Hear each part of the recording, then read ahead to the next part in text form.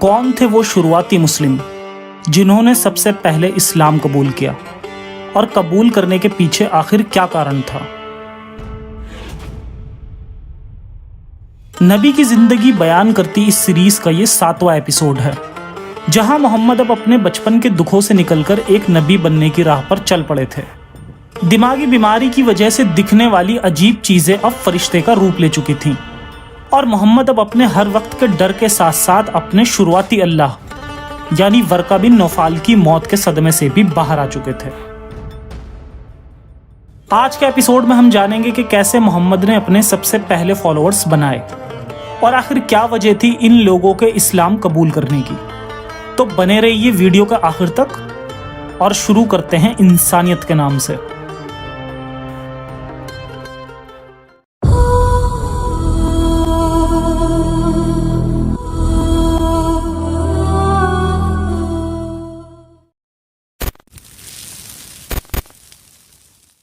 یہ ایک atheist channel ہے جو اسلام کی سچائی مسلم لوگوں تک پہنچا کر انہیں ہیومینسٹ اور ریشنلسٹ بنانے کی کوشش کرتا ہے۔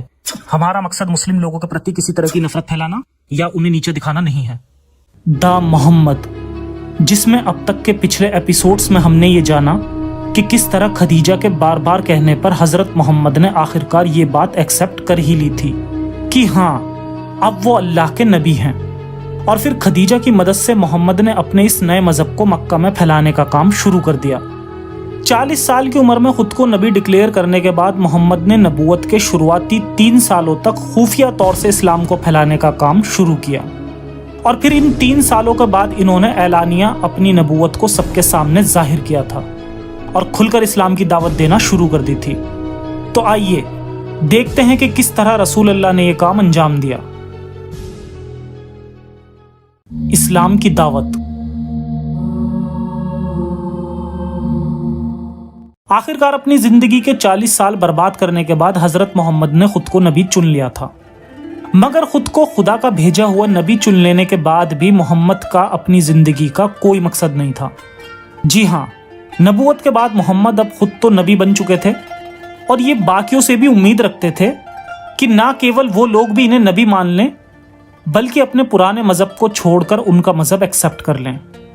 محمد لوگوں کو ان کے مذہب سے بہکانا بھی چاہتے تھے، اور ان کے پاس اس کے بدلے میں انہیں دینے کے لیے کچھ خاص بھی نہیں تھا۔ اس لیے محمد نے سہارا لیا عرب کے صرف ایک پارٹیکولر سیکٹ کا، جہاں اب کانسیپٹ آتا ہے مورتیوں کے بجائے صرف ایک خدا کی عبادت کرنے کا۔ حالانکہ یہ طریقہ بھی عرب کے یہودی لوگ پہلے سے ہی فالو کر رہے تھے، اور ساتھ ہی ساتھ عرب میں بہت سے ایسے لوگ پیگنز کے ایسے فرقوں سے تعلق رکھتے تھے جو صرف ایک خدا کی ہی عبادت کرتے تھے۔ خدیجہ پیگنز کے اسی حنافی سیکٹ سے تعلق رکھتی تھی، جہاں مورتیوں کی کوئی عبادت نہیں ہوتی تھی۔ اب کیونکہ خدیجہ نے ہی محمد کو انفلوئنس کیا تھا اور نبی بننے پر مجبور کیا تھا، اس لیے اس کے بنائے گئے اس نئے مذہب میں بھی صرف ایک ہی خدا کی عبادت کا کانسیپٹ آ گیا۔ مکہ کے مشرکوں کے لیے بھی محمد کے نبی ہونے اور مورتیوں کے بجائے صرف اللہ کی عبادت کرنے سے بھی کوئی دقت نہیں تھی، کیونکہ جو پہلے ہی بہت سارے خداؤں میں مان رہے تھے انہیں بھلا محمد کے ایک اور خدا جوڑ دینے سے کیا پریشانی ہوتی، جبکہ وہاں مورتیوں کو نہ پوجنے والا سیکٹ بھی پہلے سے موجود تھا۔ دراصل وہ محمد ہی تھے جو لوگوں کو فورس کرتے تھے کہ وہ اپنے معبودوں کو چھوڑ کر ان کے معبود اللہ کی عبادت کریں، اور بس اسی پل سے اسلام کی کہانی شروع ہوتی ہے۔ محمد کی زندگی کا اب ایک ہی مقصد بن گیا کہ وہ لوگوں کے پاس چھپ چھپ کے جا کر ان سے ملتا، انہیں ڈراتا اور انہیں اسلام قبول کرنے کو کہتا، اور نہ قبول کرنے پر قیامت کے دن ہونے والی دردناک عذاب کی دھمکیاں دیتا۔ یہ نبوت کے شروعاتی 3 سال تھے۔ پہلے تو کسی نے بھی محمد کی باتوں کو سیریسلی نہیں لیا، کیونکہ محمد کے پاس اپنی بات کو ثابت کرنے کے لیے کوئی بھی ثبوت نہیں تھا سوائے دھمکیوں کے۔ شروعاتی سالوں میں صرف چند ہی لوگوں نے اسلام کو ایکسیپٹ کیا تھا، اور ان کی کہانی جاننے کے بعد یہ بات صاف ہو جاتی ہے کہ انہوں نے ایسا کیوں کیا ہوگا۔ شروعاتی سالوں میں جتنے بھی لوگوں نے اسلام کو ایکسیپٹ کیا، یہ خدیجہ کے بدولت ہی ممکن ہو پایا تھا۔ طبقات میں آتا ہے، نبوت کے شروعاتی 3 سالوں میں محمد نے خفیہ طور پر اسلام کی دعوت دی، جس کی وجہ سے خدیجہ، علی، ابو بکر اور خدیجہ کے چند نوکر جو اس کے لیے تجارت کا کام کرتے تھے، انہوں نے خدیجہ کی وجہ سے اسلام قبول کر لیا۔ ان زیادہ تر لوگوں کا اسلام قبول کرنا خدیجہ سے اچھے تعلقات ہونے کی وجہ سے ہی ممکن ہو سکا۔ जैसे अबू बकर सिर्फ इस वजह से इस्लाम को कबूल कर लेता है क्योंकि मक्का की सबसे जानी मानी औरत खदीजा ने ऐसा किया था। अबू बकर खदीजा की बहुत रेस्पेक्ट किया करता था और जब उसने देखा कि खदीजा ने इस्लाम को एक्सेप्ट कर लिया तो वो भी आंख बंद करके इस्लाम में दाखिल हो गया, जिसके बाद अबू बकर भी इस्लाम की दावत आगे लोगों को देने लगता है, जिससे कि शुरुआती वक्त में इस्लाम को और फैलने के लिए मदद मिली। जहां खदीजा औरतों में सबसे पहले इस्लाम कबूल करने वाली औरत है, उसी तरह अबू बकर आदमियों में सबसे पहले इस्लाम कबूल करने वाला बन जाता है। इसी के साथ बच्चों में सबसे पहले इस्लाम अली ने एक्सेप्ट किया था। इसकी कहानी कुछ इस तरह है कि अबू तालिब की कई सारी औलादें थीं और इस वजह से एक ऐसा वक्त आया कि अबू तालिब पर एक बड़ी आर्थिक तंगी आ गई थी, जिस वजह से अबू तालिब के बाकी रिश्तेदारों ने अबू तालिब की औलादों को गोद ले लिया था ताकि इससे उसकी कुछ मदद हो पाए। जैसा कि पिछले एपिसोड से भी हमें पता चलता है कि अबू तालिब का एहसान पहले ही मोहम्मद पर था, क्योंकि मोहम्मद के माँ बाप और दादा के बाद अबू तालिब ने ही मोहम्मद को पाला था। इसलिए अब खदीजा से शादी के बाद मोहम्मद की फाइनेंशियल कंडीशन ठीक होने के बाद मोहम्मद ने अली को गोद ले लिया। अली उस वक्त एक बच्चा था और अब क्योंकि अली को गोद ले लिया गया था इसलिए अली ने भी इस्लाम एक्सेप्ट कर लिया। हालांकि शिया और सुन्नी मुस्लिम के बीच में इस बात को लेकर भी कॉन्फ्लिक्ट रहता है कि पहले अबू बकर ने इस्लाम कबूल किया या अली ने, लेकिन हमारे लिए ये मैटर नहीं करता। खैर, अब देखते हैं जैद के बारे में।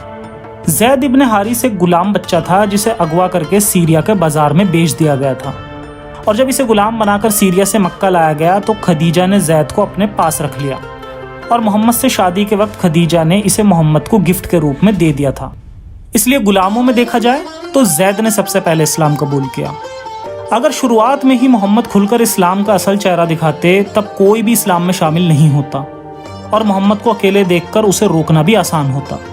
जब मोहम्मद ने थोड़े से लोगों को इस्लाम में कन्वर्ट कर लिया, फिर 3 साल बाद उसे खुलकर इस्लाम की तबलीग करने पर मजबूर होना पड़ा, क्योंकि अब कोई भी नया शख्स लालच में आकर या दबाव में आकर इस्लाम को कबूल करने वाला बाकी नहीं रह गया था।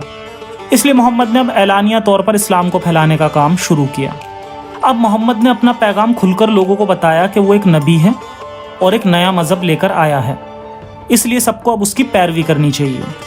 यहाँ इस्लामिक तारीख दानों ने कुछ ऐसे भी किस्से तारीखी किताबों में जोड़ने की कोशिश की है कि अबू लहब यानी मोहम्मद के एक चाचा ने इस्लाम को शुरू से ही फैलने से रोका और मोहम्मद पर जुल्म किए। हालांकि अबू लहब का ऐसा करने के पीछे कोई ख़ास वजह वो नहीं लिख पाए, जिससे साफ जाहिर होता है कि ये अबू लहब को बुरा दिखाने की कोशिश की गई। और आगे के एपिसोड्स में हम ये भी जानेंगे कि आखिर अबू लहब क्यों इस्लाम से इतनी दुश्मनी करने लगा था। खैर, सच यही है कि वहाँ किसी को भी मोहम्मद के अपने मज़हब के फैलाने से कोई तकलीफ नहीं थी, बल्कि पहले से और भी कई नबी और प्रचारक अपने अपने मज़हब का प्रचार वहाँ पर करते थे, जिनमें से एक से इन्फ्लुएंस होकर खदीजा के कजिन भाई वर्का ने भी क्रिश्चियनिटी को एक्सेप्ट किया था। मक्का के लोगों को तकलीफ हुई तो केवल तब जब मोहम्मद ने अपने मज़हब इस्लाम फैलाने के लिए उन पर दबाव बनाना शुरू कर दिया। शुरू में लोगों ने मोहम्मद की बातों को सीरियसली नहीं लिया और उसे इग्नोर करना शुरू कर दिया। जब मोहम्मद ने देखा कि लोग उसे इग्नोर कर रहे हैं और उसकी बातों को कोई तवज्जो नहीं दे रहे हैं, तो लोगों की तवज्जो पाने के लिए उसने उनके देवी देवताओं को गालियां देना शुरू कर दिया। और जैसे ही मोहम्मद ने मक्का वालों की अटेंशन पाने के लिए ऐसा किया, यानी जब उनके मजहब को झूठा बताया और उनके देवी देवताओं को उल्टा सीधा कहना शुरू किया, तो मक्का के लोगों के लिए ये चीज़ बर्दाश्त के बाहर हो गई। हालांकि तब भी मुशरिकों ने मोहम्मद या उसके साथियों को नुकसान नहीं पहुंचाया, बल्कि वो खुद मोहम्मद के ही साथी थे जिन्होंने पहले हमले किए। अक्सर इस्लामिक स्कॉलर्स ये दावा करते हैं कि जब मोहम्मद ने पीसफुल इस्लाम की दावत मक्का के लोगों को दी तो वे लोग बिना वजह उनकी जान के दुश्मन बन गए, जबकि ये बात पूरी तरह से झूठ है।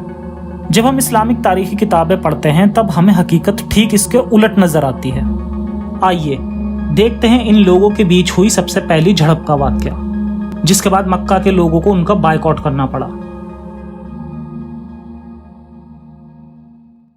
इस्लाम के नाम पर पहले खून बहने का वाकया। इब्न हिशाम में आता है, इस्लाम के शुरुआती 3 सालों में मोहम्मद के पैरोकार छुप छुप के नमाज पढ़ा करते थे। ऐसा करने की वजह थी अपनी मजाक बनने से बचने की कोशिश करना, क्योंकि ये भी बाकी लोगों का मजाक उड़ाते थे। खैर, ये लोग मुशरिकों की नज़र से बचने के लिए मक्का की घाटियों में छुप जाते। उस वक्त मोहम्मद का एक साथी जिसका नाम साद इब्न वकास मुसलमानों की एक जमात के साथ नमाज पढ़ रहा था। इस पर जब मुशरिक लोग इनके पास पहुंचे और इन लोगों के इस तरह से इबादत करने का मजाक बनाया जैसा कि ये लोग इनके देवी देवताओं का मजाक बनाते थे, तो इस पर साद ने गुस्से में आकर एक ऊंट के जबड़े की हड्डी से इनको मारना शुरू कर दिया और यहाँ तक कि साद ने इन लोगों को जख्मी तक कर दिया। आगे लिखा है कि ये वो पहला खून था जो इस्लाम की राह में बहाया गया था। इसके अलावा एक दलील से ये भी साबित होता है कि मक्का के लोग मोहम्मद और इसके साथियों को इग्नोर किया करते थे और इन लोगों ने इसीलिए उनके मज़हब का मजाक बनाया। बात उस वक्त की है कि जब मोहम्मद और इनके साथियों ने मक्का के बुत परस्तों का मजाक बनाया तो ये लोग सीधे मोहम्मद से लड़ने के बजाय मोहम्मद के चाचा अबू तालिब के पास उनकी शिकायत लेकर गए और कहा कि आपका भतीजा हमारे माबूदों को गालियाँ देता है और हमारे मज़हब को बुरा भला कहता है और ये चीज़ हमारे बर्दाश्त के बाहर है कि हमारे बुज़ुर्गों और हमारे मज़हब को बुरा भला कहा जाए। इस पर अबू तालिब ने मोहम्मद को समझाया कि वो ये सब काम करना बंद कर दें। तो मोहम्मद ने इनसे कहा कि अगर मेरे दाएं हाथ पर सूरज और बाएं हाथ पर चांद भी रख दिया जाए तब भी मैं इस काम को नहीं छोड़ूंगा। इसके अलावा एक दलील से ये बात भी पूरी तरह साफ हो जाती है कि मोहम्मद वाकई में उनके खुदाओं को बुरा भला कहा करते थे और जब मक्का के लोगों ने उन्हें धमकी दी कि अगर वो चुप नहीं हुए तो वो लोग भी गुस्से में मोहम्मद के खुदा को गालियाँ देना शुरू कर देंगे। इस पर कुरान की एक आयत नाजिल होती है जिसका शान नुज़ूल इस तरह है। अबू जहल मोहम्मद से कहता है कि ए मोहम्मद, तुम जिस तरह हमारे खुदाओं को गालियाँ देते हो और बुरा भला कहते हो बंद कर दो, वरना हम भी तुम्हारे खुदा अल्लाह उसको बुरा भला कहना शुरू कर देंगे। इसके बाद मोहम्मद पर कुरान की ये आयत नाजिल हुई कि अल्लाह को छोड़कर जिसको वो लोग पुकारते हैं उनको बुरा भला ना कहो, कहीं वो भी बदले में अल्लाह को बुरा भला कहना ना शुरू कर दें। और इस आयत के बाद मोहम्मद ने दूसरे मज़हब के खुदाओं को गालियाँ देना बंद कर दिया। तो इस तरह से खुद इस्लामिक किताबों से ही ये बात साबित होती है कि मोहम्मद ही मक्का के लोगों को परेशान करते थे, ना कि वो लोग मोहम्मद को। और वैसे भी इस्लामिक शरिया के हिसाब से अगर कोई शख्स इस्लाम छोड़ दे या छोड़कर दूसरा मज़हब इख्तियार कर ले तो उसे इस्लामिक शरीयत के हिसाब से मौत की सज़ा है। इस तरह देखा जाए तो अगर मक्का के मुशरिक भी कन्वर्ट हुए मुस्लिम को किसी तरह की सज़ा देते भी थे तब भी इस्लाम की नज़र में इस चीज़ में कोई बुराई नहीं है, क्योंकि ये बुराई तो सबसे ज़्यादा खुद इस्लाम में ही है।